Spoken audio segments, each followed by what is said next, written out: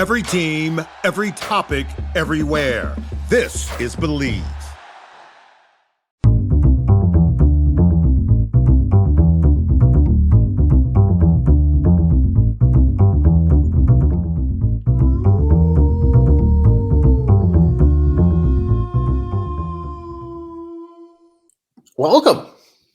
Welcome to Raising Howl, an offshoot of Funbelt podcast.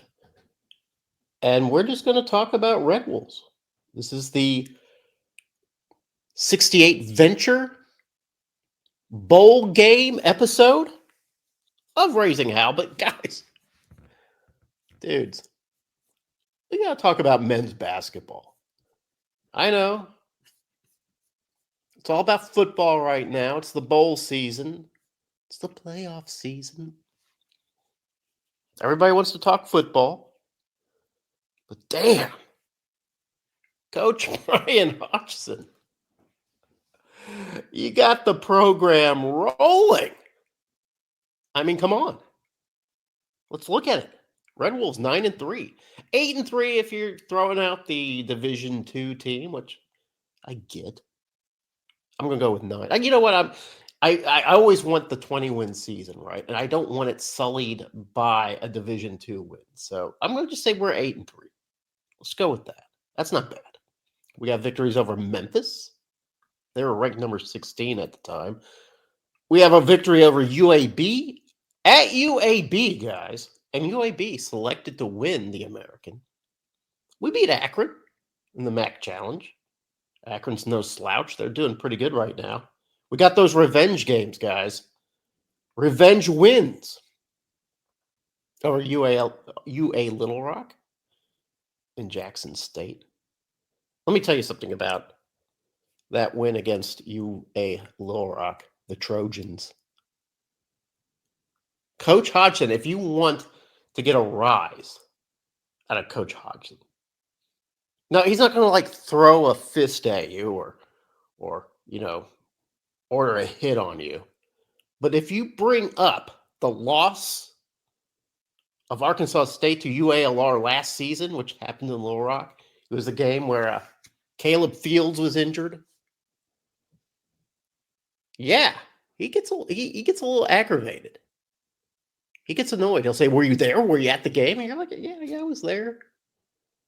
Did you see what happened to Fields? Did you see how the refs were calling it? Yeah. Here's the thing, though. UA Little Rock beat us. They did a good job. They were hitting their shots. And yeah, we looked a little confused out there. We didn't have our point guard. I get it. No point guard, you're not going to have a leader. No field general. But we lost the game. Coach Hodgson got his revenge. Put him down. UALR, I think, the preseason favorite to win the Ohio Valley. And that would be Jackson State. And not convincing or satisfactory fashion, right? It was the game before Memphis. Had me worried. Wasn't like a great win. You kind of want to stomp Jackson State. You want to make an example out of those guys. We won by a handful of points. All right. Have you noticed, though, that Hodgson, throughout this whole preseason, out of conference, not preseason, out of conference, the dude's a mad scientist, right? Mixing and matching, trying to figure out what's his best combos. I mean, you never know who's going to appear on the floor. You might see St. Pierre out there. You might see the Prince of Paragould out there, Zane Butler. Haven't seen much of either one of those guys, but you saw him against Jackson State.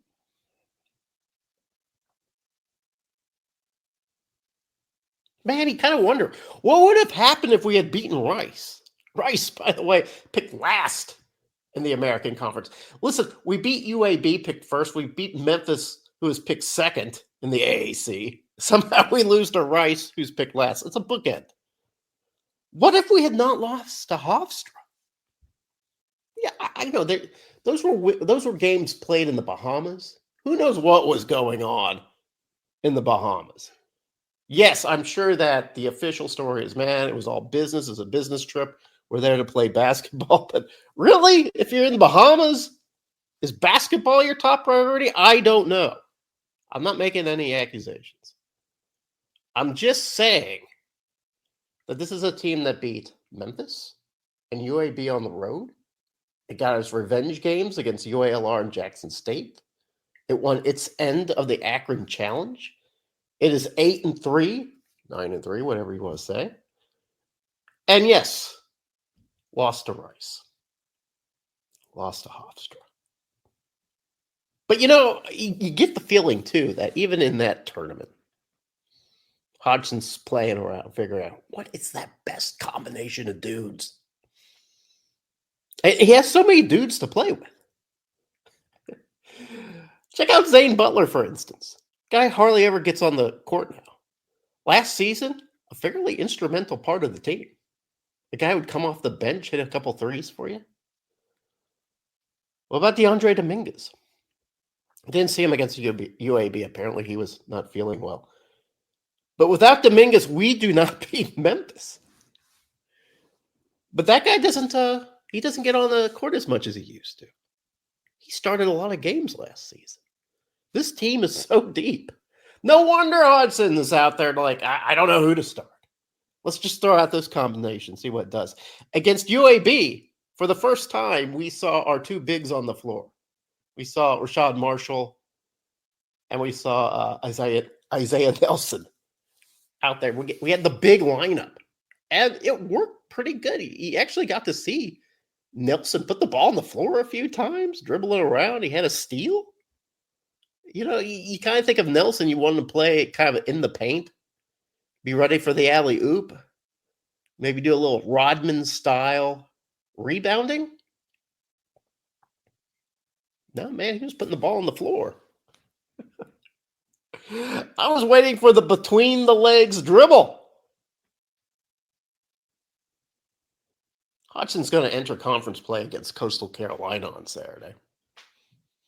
Is Coastal any good now? No, quite frankly, I don't know if anybody but Arkansas State is good in the Sun Belt this year. What's funny is I posted an article in the offseason really praising a lot of the moves that I saw from Sun Belt teams. Not just like the guys that needed to make moves, like Old Dominion, like Georgia State, but, teams like James Madison, teams like Appalachian State, teams that, lost a lot of guys. Let's face it. Appalachian State and James Madison, they had a lot of stars on both those teams, and those guys are gone. But I thought, okay, they reached into the portal. Dustin Kearns, Spalding, the new coach for James Madison, they found some guys. I was watching James Madison last night when they took on Wake Forest. They have shooters on that team. They've got the player of the year from the Ohio Valley. That kid's pretty good. They don't have rebounding. They don't have those bigs in the middle anymore, those guys that can crash the lane and get you that hard layup or throw those elbows for the rebound. They don't have that. I haven't seen Appalachian State this year. I just know that they recently got beat by Louisiana to open the conference. The Cajuns, who have nobody. I mean, it's like for the Sun Belt, it's a cannonball into the basement. Who wants it more? Who wants that last place finish more? Sun Belt, fight for it. Anyway, we get Coastal. I remember Coastal picked up a couple 7-footers in the offseason. Are they panning out? I don't know. I need to do my research. I'm sorry I don't have that research for you here. This is supposed to be a bowl preview. Today, Hodgson announces that he just picked up the highest ranked signee in program history, a 4-star recruit, according to 24/7. Tristan Beckford, 6'5" guard out of Canada. Hey, I believe Taryn Todd is out of Canada. He had offers from Oregon, Minnesota, Arizona State, Pepperdine. pretty big schools. They chose Arkansas State. He chose Arkansas State. You kind of have to, right? Yeah, maybe not in the best conference right now. Sure. But damn. I mean, look at what's happened with Arkansas State in just a span of a week. ESPN exposure won for knocking down the Tigers of Memphis, who, by the way, beat Virginia last night. And then 2, having the biggest comeback in program history, and one of the biggest programs in all of college basketball history, down 27 points to UAB on the road. Brian Hodgson's guys put on the switch. Didn't get a single point from the bench, which is wild because the bench is so deep. Didn't get a single point in the bench in that 98-89 point victory. Enough about basketball, though. We'll do another show about basketball. This is about bowl games. Before we talk about Arkansas State and its trip down to Mobile, let's just talk a little bit about Marshall piecing out on the Independence Bowl. And it's potentially a high-profile game against Army. Why? What was the reasoning?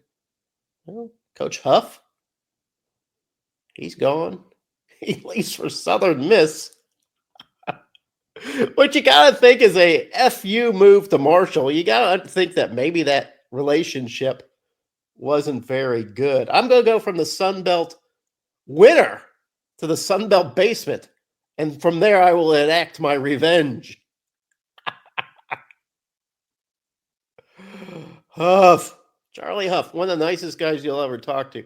But man, I get the feeling he's out for vengeance.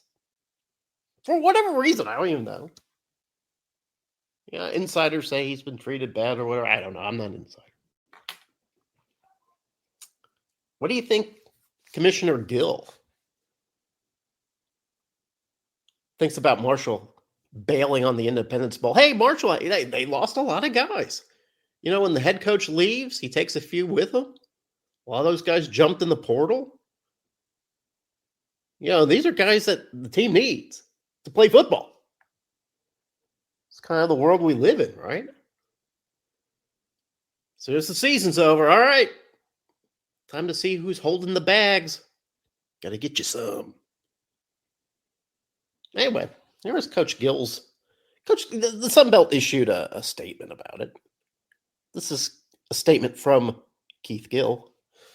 We apologize for the nature and timing of this announcement and for the turmoil it has brought to bowl season preparations for Army, the Radiance Technologies Independence Bowl, the American Athletic Conference, and ESPN. You think Keith Gill is a little pissed off? Probably. You know, he wants to have his dudes' backs, right? Marshall, I got your back. You're part of the team. But man, Gill, he and his staff have kind of worked their asses off getting more bowl tie-ins for the Sun Belt. Not just more, but better tie-ins. And here we are. Number 25 at the time. I don't know where they are now. Army against Marshall, the Sun Belt champion. What a great game. We're going to watch that. Shreveport, I'm sure Shreveport was like, yeah, this is a great game. Can't wait to watch. We're going to be there. The businesses, the hotels, restaurants, all the merch. Marshall's like, no, can't do it.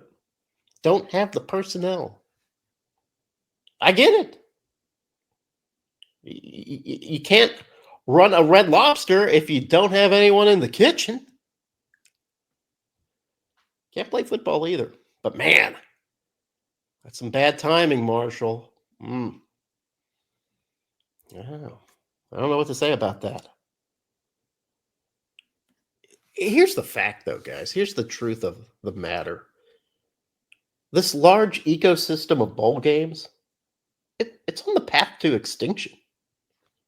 It's not sustainable, not anymore. NIL, the transfer portal, the playoffs, the recruiting windows of bowl season, these are all individual systems in direct conflict with one another. They all have their own agendas, these systems. None of them are playing nice with each other. I mean, it used to be very simple. It's not simple anymore. I'm not going to go into the reasons why it's not simple. We all know why. It's greed. It's ESPN. It's Fox Sports. It's the Big Ten. It's the SEC. You know, they got to get their money. Anyway, if one of these systems has to go, which of these systems are going to go? And I'll tell you what it's going to be. My bet is on these exhibition games that matter to G5 programs, but don't really matter as much to the privileged four. Hey, after all, it's all about the playoffs, right? That's what we wanted. That's what we said. We said, we got to have a playoffs. And the privileged four said, yeah, but it's got to be about us. We'll throw a bone to Boise State. But Boise State, man, if they do well in the playoffs, you watch, brother. Somebody's going to bring them into that Power Four fold. I guarantee it. Go ask Cincinnati. Hey, brother, you're one of us. They haven't looked back. Heck. These bowl games aren't even a priority to the group of five. Marshall bailed on the Independence Bowl, said, hey, yeah, it's an honor. Thanks for choosing us. We're not even going to try to cobble together a team. Sorry, fans. Sorry, Shreveport. Sorry, Army. NIL, man. Transfer portal, man. Kicked our ass. Red Wolves are heading to Mobile for the 68 Ventures Bowl. In the heyday of Arkansas State, it was known as the GoDaddy Bowl. GoDaddy.com. Guys, remember? If you won it, you got to chill on the stage with racing legend Danica Patrick. Remember that first game we had in Mobile? It was a mess. At least I remember it as a mess. I didn't even know how to do a bowl game, right? You know, you bought tickets from the school, and the school set you up like super high in the stands. I mean, come on. Yeah, it was against Northern Illinois. I remember it was cold as hell. I didn't even know where to stay. I think we ended up, it was me and my brother Rex Steele and my dad. And it was held at Lad Peoples Stadium. I don't know if you remember Lad Peoples. Just an edifice of asbestos and Civil War era mold. It was beautiful. Hey, listen, if you think I'm making fun of Lad Peoples Stadium, think again. I love Lad Peoples Stadium. It's just there for football. You know, it's not there for anything else. There's not Starbucks in there. There's not like a kid's playground. There's not a bunch of fireworks stations. There aren't any luxury boxes. I guess there were a couple. But still, it was there for football. If you were at Lad Peoples Stadium, you were there for football. Pads popping. If they didn't run out, you might be able to get a beer or a Gatorade or maybe a pretzel. That year they ran out. They ran out of food, guys. That first year. Ran out of food. The next year, they did a lot better job. We went 4 years. We were the Buffalo Bills of the GoDaddy Bowl. We went 4 straight years. It was great. I loved it. 4 straight years of going to Mobile, to a city that first time we went, I remember they didn't really even know how to respond to us. I remember my dad and Rex Steele and I, we went to a restaurant that afternoon before the game. One of those restaurants that was on the Gulf itself. Get some seafood. Hey, you here in town for the bowl game? Yeah. Well, go Arkansas. Go Hogs. No, that's not us. But in the following years, Mobile became like a second Arkansas State town. It was like Jonesboro plus. They really welcomed A-State Nation. You go to Wenzel's, they'd have it set up for you. It'd be nothing but Red Wolves fans. We're out there drinking beers. We got big moneyed benefactors paying the tab. It was good times. Those teams, they were pretty good. We didn't always win the GoDaddy, but we won a few of them, and they were great. It wasn't even really about winning the games, although, one of those games was against the top 25 team at the time, Kent State. What happened to those guys? Anyway, we beat them. That was great. It's always cold. Good times. This year, GoDaddy isn't sponsoring the bowl game in Mobile. It's not in Lad Peoples Stadium. It's at something Whitney. I forget the name. It's the new stadium for South Alabama. It's a beautiful, beautiful stadium. Kind of wish I get to see that. Red Wolves take on Bowling Green, not to be confused with Ball State, which I did when the game was initially announced. I'm sorry. I'm a citizen of the Sun Belt, not the MAC. The MAC has all these sort of, extreme northern teams right in the tundra from the Hoth. I don't follow all those teams. I love the MAC. It is the most gentle and pure conference of all the football conferences in college football. I love you, MAC, but I'm sorry if I confused Bowling Green with Ball State, whom we played, by the way, in one of those GoDaddy Bowls and won. Full transparency. I kind of alluded to it earlier. I will not be in Mobile for the 68 Ventures Bowl. Yeah, it's nothing to do with the team. Anybody says, "Oh, you don't like this team, you're not going to support it." A-State fan rules. We hear you. We get you. That's not it. No. I sat down with Rex Steele. Sat down with my dad. We said, "How can we make this work?" This game held on December 26th, the day after Christmas. We're all family men here. How are we going to make this work? We couldn't make it work. Couldn't happen. We like to drive to Mobile. That's like a 7.5-hour drive, maybe a little longer, depending on traffic. What we were going to do was get in the car the morning of the 26th. Me and my dad. We're going to pick up Rex Steele in Memphis and then drive down to Mobile. Go to the game, stay overnight, and the next day drive home. It's a lot of driving. Yeah, and usually when you go to a bowl game in Mobile, it corresponds with their Mardi Gras parade, which is pretty damn good. They've got a great fireworks display.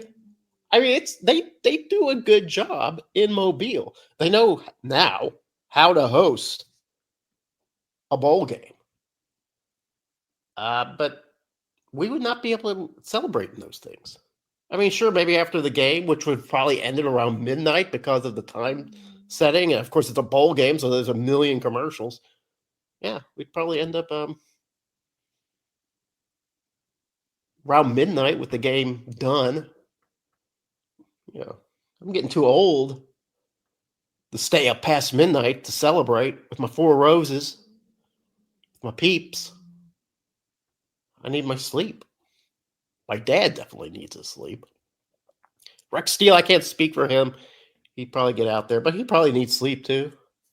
So anyway, we're not going to be at the game. If you were like, I hope I see A-State fan rules at Wenzel's so I can buy him a glass of Four Roses, my apologies. I won't be there. Raise a glass for yourself. Raise a glass to my peeps. We're like Marshall. Me and my brother and my dad. We're sitting this one out. We're no better than the Thundering Herd. I will say, though, that Butch Jones and the Red Wolves seem all in. Butch Jones, he gets the contract extension. Congrats, good work. Got the money, got the security, got the backing of Jeff Puritan. I think that's good. I like Butch Jones. I actually believe in what he's doing. Some people don't. Some people are like, hey, we see these new coaches come in. They bring in a bunch of transfer students, maybe a bunch of JUCOs, instant success. It's just not the way Butch Jones is wired. Wants to build a culture. Wants to get into that high school recruiting. Hey, you know what? Maybe do what football was originally intended to be, which is to be developmental. Learn the game of football.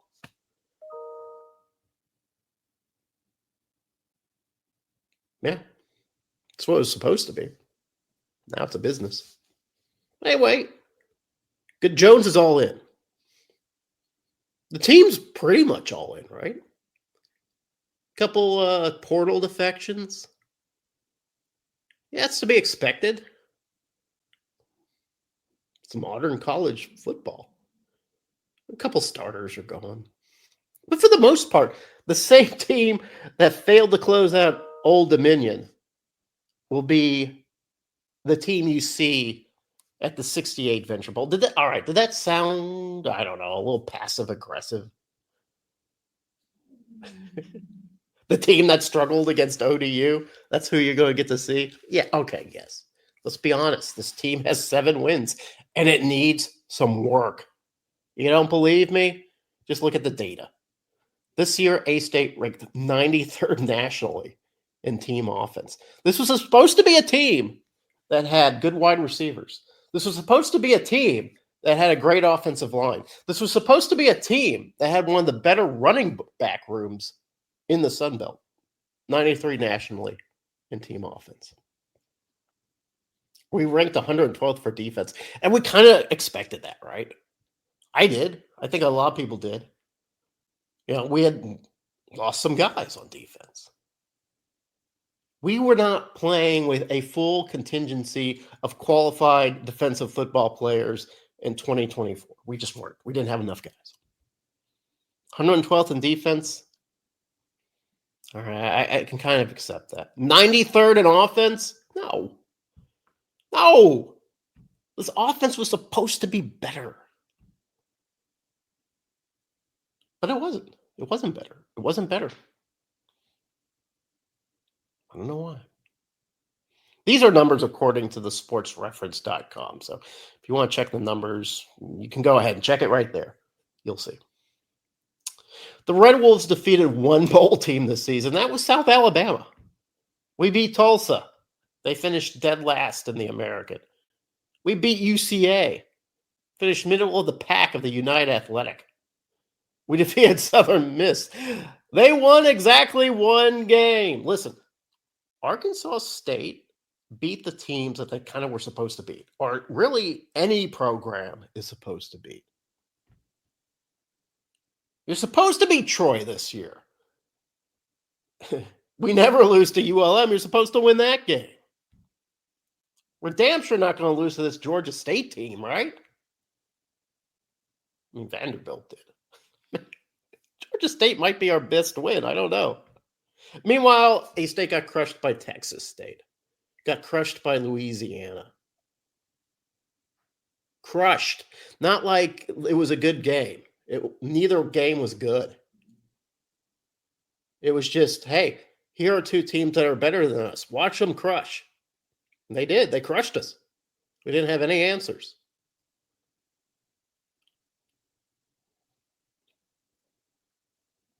We did not have a good win all year. Was South Alabama a good win? You know what? Actually, yeah, sure. Okay. South Alabama was a good win. Not because they're a bowl team and they didn't finish with a losing record. They're just a team that was one of those teams that obviously got ahead of us starting with the last tail end of the Anderson years. South Alabama was a team that obviously got better while we were getting worse. So, yes, it is satisfying to beat South Alabama. Hey, let's look at Bowling Green. I don't want to look at them too much. They're 7-5. Okay, so you look at that, go, okay, we're even. This is going to be an even Steven game. Uh-oh. They ranked 22nd in team defense. If I remember last year, Northern Illinois also had a pretty stout defense. If I remember that correctly. Turned out to be kind of a defensive game, too. The Falcons, they're 73rd for team offense, which doesn't sound good, but it's still 20 points better than Arkansas State. And they've got this tight end. He'll be playing in the NFL. He won't just be playing in the NFL. He's going to be good in the NFL. Bowling Green at 7-5. They're pretty good. The Red Wolves are not pretty good. I'm just being honest. Not a good team. Don't know why. What we have is a great attitude. In the fourth quarter, I don't think I've seen a better attitude from these Red Wolves since 2012. We love to come back. Man, when it's the game's on the line, there's a couple minutes left. You don't want any other team on the gridiron than the 2024 A-State Red Wolves. But damn, why do we have to come back all the time? Why did we have to make this so hard? Why can't we just build a big lead and then coast through the fourth quarter? Good teams can do that. Why can't we? And yet, listen, this sounds critical of the Red Wolves, and it is. Red Wolves should be held to any standard as anybody else would hold their team to. But, man, you got to celebrate this team, too. Because when you think of where this program was left with Blake Anderson in 2020, that 4-win season that saw us losing 5 of the last 6, man, we had fallen behind, people. I mean, it wasn't like I remember standing on the sideline and seeing the opposing teams from the Sun Belt. And they were big. They were fast. And our guys look like high school guys. What happened here? Where's our speed? Where's our size? Red Wolves had fallen behind. They fell behind Coastal, behind South Alabama, behind Appalachian State, behind Louisiana, behind Georgia Southern. Hell, we were falling behind Georgia State. That's how bad it got.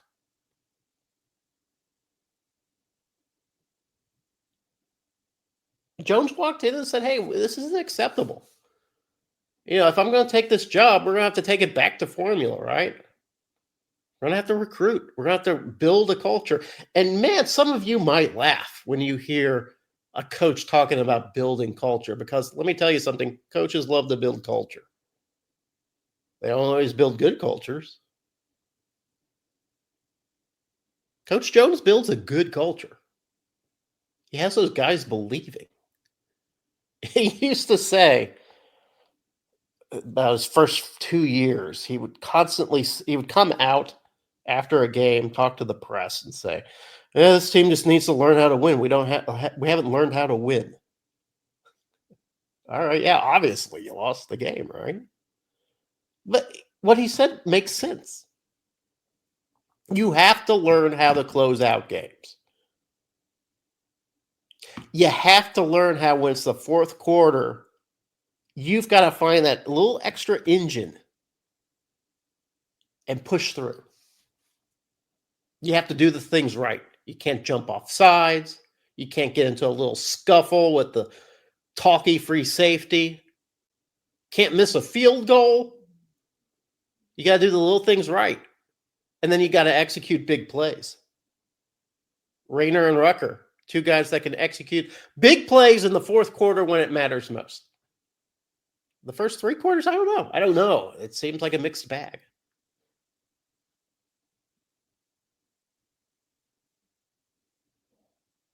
Today, we have 7 wins in our second trip to a bowl game in 2 years. And you've got to celebrate that.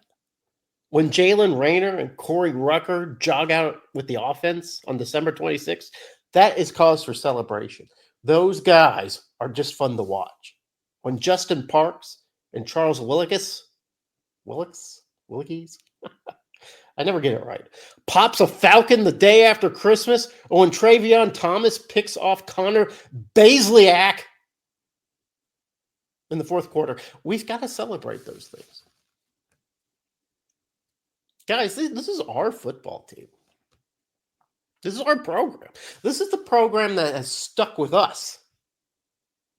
Yeah, we're supposed to stick with them because we're fans, and fans have to do everything, right? We got to buy the merchandise. We got to fill the NIL coffers. We got to buy the season tickets. We got to pay for the parking. Yeah, we got to do all those things. But this team has always been on our side, too. Yeah, sometimes we don't like the offense. Sometimes we don't like the defense. Sometimes we don't like what coach says, or we don't like it when a player bolts for another team. We don't like these things. It hurts because we love the team. We've stood by this team, and this team stands by us. Who's the alternative? Some team in the Northwest? A team that doesn't, I'm going to just tell you, they don't give a shit about you unless you buy a sweatshirt from those guys. They don't give a shit about you. This team gives a shit about you. You got to celebrate that. I wish I was going to be there. I won't be there. I'm sorry. But please raise a glass of 4 roses for me and celebrate this team.